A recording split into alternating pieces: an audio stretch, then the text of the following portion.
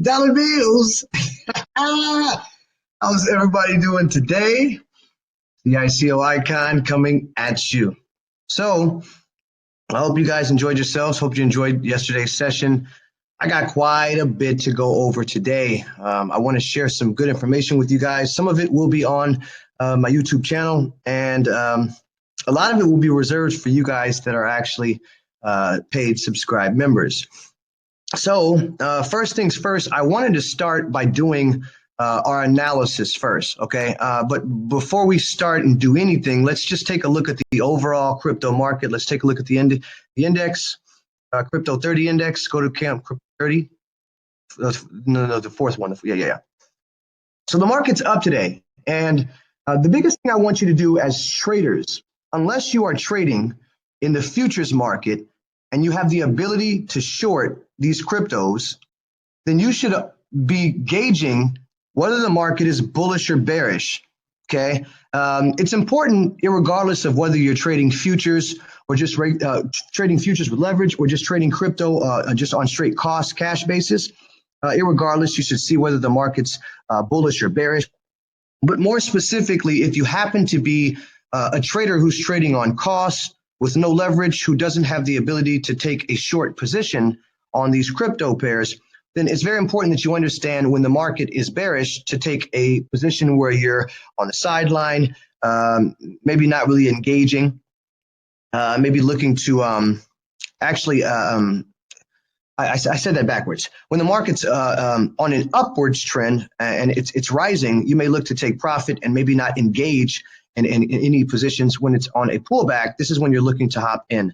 A lot of the news tends to give us information that is kind of counterintuitive to what is, I guess, what makes up P&L or what makes a good trader. But nonetheless, the market's up just under 1%.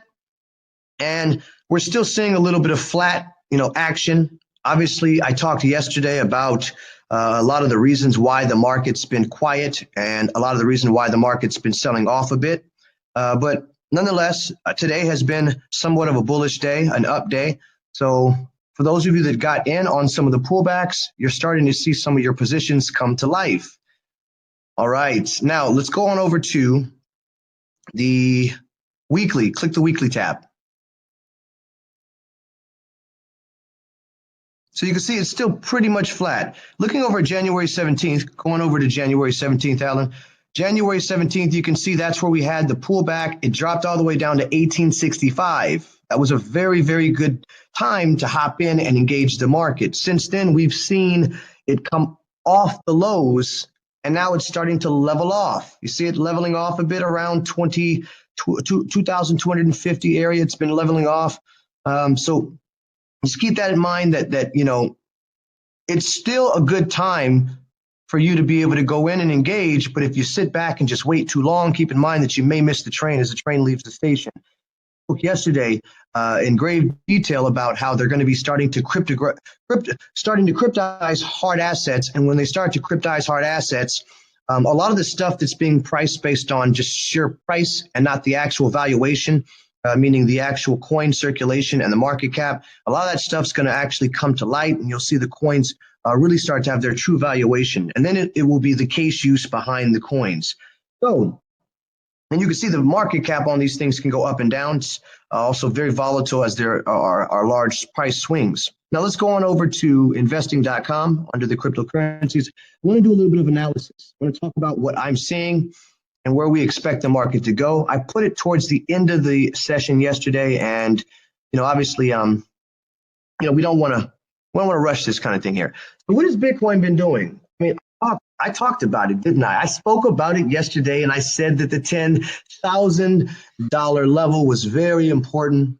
It was a bid block. This is a block where buyers are buying. Now, there may not be much unfilled orders there as Paul Bunyan's been hacking at those levels, but you can see that there are new buyers that are coming in and engaging as price comes and hits that 10,000 level right at the top of the block. Yes. And we're getting a bottoming tail, okay? Or what I like to call it's a street sign, one of the best street signs you can get, okay? It's a bottoming tail. Doesn't matter if it's green or if it's red, you've got a longer tail on the bottom than you see at the top, which means that bears came, they tried, but the bulls engaged. And there was a lot of buying and bullish pressure as the buy orders outnumbered the sell orders right there at that $10,909 range. So every time price gets there, that's free money for you guys. Psychologically, understand that that is a bargain. If I told you that a Bugatti was going on sale for $750,000, you would be buying because you know they're over $1 million. Some of them can be even more than, $2 million, depending on the actual Bugatti. Same thing with a bar of gold. If I told you can get a bar of gold for $1,000 an ounce, you'd probably be rushing to your nearest precious metals dealer.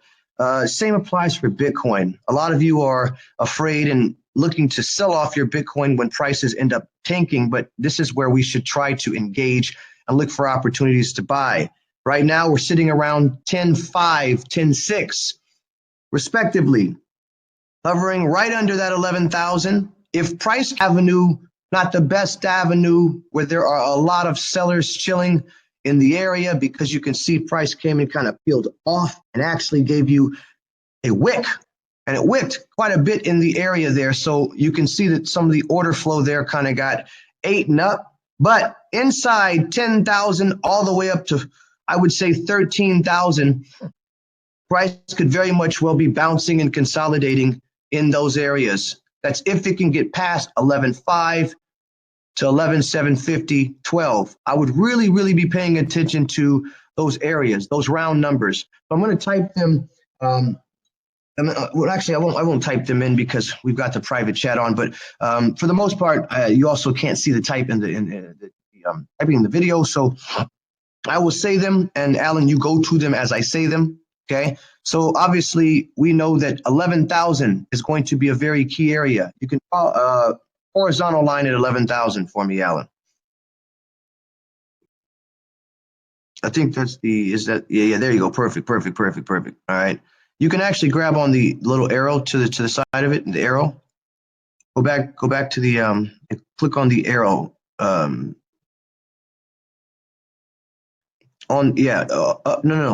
Back on where you clicked originally. But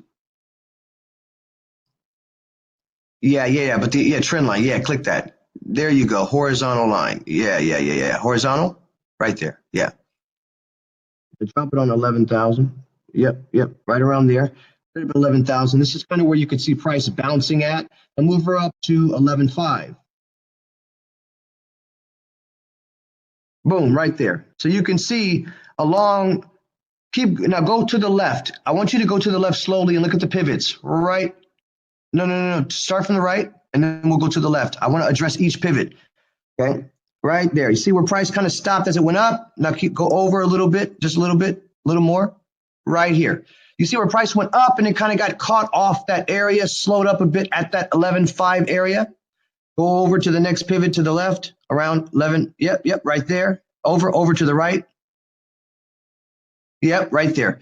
Didn't get all the way down to 11.5, but you could see the buyers came and engaged, because psychologically that's an area where we expect to see buyers engage, because we know that is an area where psychologically the round number, using the quarters theory, people will be engaging, as well as there was unfilled order flow. Now go to the next pivot to the left. Same thing. It came in and did what? It bounced right off that level and then shot right back up and didn't really come back for a while. And then the last pivot, okay, price came down and actually fell right into that little block where it just shot up so nicely. But you could see the few times that we bounced off that area. I imagine that when price gets back up there, it may slow up a bit. Go to current candle. Yep. Now, as price rallies on up to that level, 11.5, you probably may pause a bit, okay, unless you see some news or something that causes it to shoot straight up. This in the recent news, we've seen a lot of FUD. But if price can get past that area, I see the next level of significance being around 12,750. Moving on up to 12,750. The line. Yeah, bring the line. Yeah, right above there. Yeah, yep. Now there's an avenue in there, right in there. Yeah, right in that sweet spot right there. Boom. You can see where price came up. It kissed it. Okay.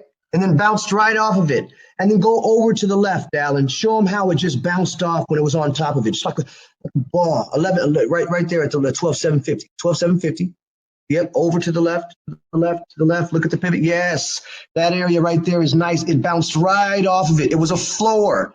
You can keep seeing it to the left, keep going as it bounced off. The next pivot right there, boom, bounced right off of it nicely. It was a floor. Each time you can see as it came back, each time, okay? Go on over again to the left, to the left. Next time where it bounced off it right there. Yes, you see it bounced off it there, okay? On the 25th or 25th on December, price bounced right off of that level, okay? And then again, the time before, all right, the last time where it bounced off over to the left, to the left, to the left, boom, right there. So, I mean, you see, I can guide him. He can see it. I'm sure you guys can see it.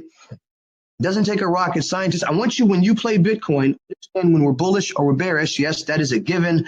But keep in mind that these areas, okay, these fulcrums, these quarters, numbers, are very significant, and prices do respect them as banks and institutions are buying and setting targets around these areas. Now, I want you to fix our avenue, Alan. Bring our avenue right on up to around down to 1350, the low portion of that avenue. Yeah, the bottom portion. Bring it around down to 1350. You can keep the high there. Yeah, down, or 13.5. Yeah, right there to the low. Yeah, perfect. And then yes. That area right there is a key area. If we get past 12,750 to the 13 area, that next area is going to be trouble, all right, for Bitcoin. All right. So again, I'm looking to be bullish, and I expect prices to kind of rise and give us a nice move up. But remember, this is a correction inside a downtrend, a newly formed downtrend. If prices do peel off this recent low at 10,000, it'll be a higher low. If we get a lower high, then it'll just probably consolidate in between 10,000 and that 12,750 area. All right. Now let's go on over to Ethereum.